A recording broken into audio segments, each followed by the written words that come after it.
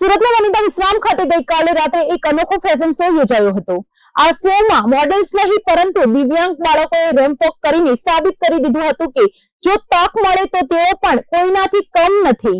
આ કાર્યક્રમમાં ગૃહ રાજ્યમંત્રી હર્ષ સંઘવીએ દિવ્યાંગોને પ્રોત્સાહન પૂરું પાડ્યું હતું। સુરતના બાજી ગૌરી એર થિયેટર ખાતે love and care charitable trust દ્વારા દિવ્યાંગો માટે ટેલેન્ટ શોનું આયોજન કરાયું હતું। ડોક્ટર દીપ્તિબેન પટેલના માર્ગદર્શન હેઠળ યોજાયેલા આ કાર્યક્રમમાં 80 જેટલી વિશેષ પ્રતિભાઓએ પોતાની કળાનું દર્શન કરાવ્યા હતા। જ્યારે દિવ્યાંગ બાળકોએ આત્મવિશ્વાસ સાથે રેમ્પ વોક કર્યું હતું ત્યારે સમગ્ર થિયેટર તાળીઓના ગડગડાટથી ગુંજી ઉઠ્યું હતું। હર્ષ સંઘવીએ પોતાના સંબોધનમાં જણાવ્યું કે દિવ્યાંગોને કોઈની દયા કે ભેટની જરૂર નથી। આપને શું વિચારો છો તમે એનાથી કઈ લેવા દેવા નથી। એની અંદર જે સ્કિલ છે એને સારી રીતે સ્ટેજ પર જ્યારે એ અદા કરી શકે આનાથી અદ્ભુત દ્રશ્ય ક્યારેય જોવા ના મળે।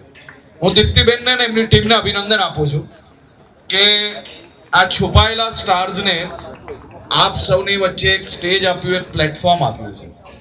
આ કલાકારોને ઇન્ડિયન આઇડલમાં જવા મળે કે ના મળે એનાથી કોઈ ફરક ના પડે।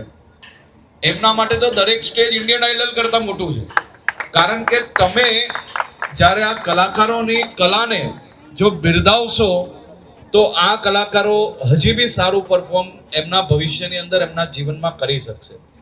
આ લોકોને માત્ર ને માત્ર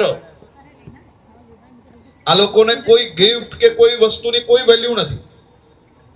માત્ર ને માત્ર સારી રીતે આશીર્વાદ આપીને બિરદાવો, એને એના મનની અંદર જે ભાવના છે એ પ્રગટ કરવા માટેનું પ્લેટફોર્મ આપો તો એનાથી વિશેષ એના જીવનમાં કોઈ ભેટ હોઈ જ ના શકે એવું હું માનું છું।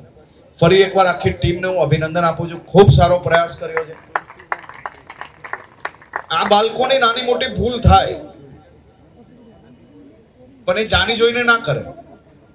તમે અને હું જાણી જોઈને કંઈક કરી શકીએ, પણ આ બાળકોની ભૂલને ક્યારેય આક્રોશ થવાની બદલે એની આદત સમજવાની બદલે એ બાળકોને સ્નેહ અને પ્રેમ તમે કઈ રીતે આપી શકો એ વધુ ઉપયોગી થઈ શકશે એવું મારું માનવું છે। દીપ્તિબેન અને એમની આખી ટીમને અભિનંદન, અને જેટલા બી લોકો આમાં જોડાયેલા છે, જે લોકોએ આ પ્રયાસ કર્યો, પ્રેક્ટિસ કરાવડાવી, કોઈકે એમનું ડ્રેસિંગ કરાવ્યું તો કોઈકે આ સાઉન્ડ સિસ્ટમ કરી, કોઈકે સ્ટેજ બનાવ્યું હશે, બધા જ લોકોનો આ સહિયારો પ્રયાસ છે। પણ આ સહિયારા પ્રયાસથી તમે એક એવા ચહેરા ઉપર હસી લાવવાનું કામ કર્યું છે કે ભગવાનના દર્શન કરતા બી વિશેષ કામ હોય એને માનું છું। આપ સૌ લોકોને ખૂબ ખૂબ અભિનંદન।